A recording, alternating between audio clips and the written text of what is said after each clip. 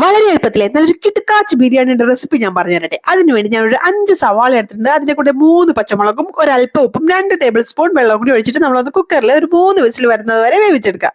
Kilo biryani rice ഞാൻ ഇവിടെ 3/4 kilo chicken ആണ് എടുത്ത് വെച്ചിരിക്കുന്നത്. അതിലേക്ക് ഇനി മഞ്ഞൾപ്പൊടിയും മുളക് പൊടിയും ആവശ്യത്തിന് ഉപ്പും ഒരല്പം തൈരും കൂടി ഒഴിച്ചിട്ട് നമുക്കൊന്ന് മാരിനേറ്റ് ചെയ്ത് മാറ്റി വെക്കാം.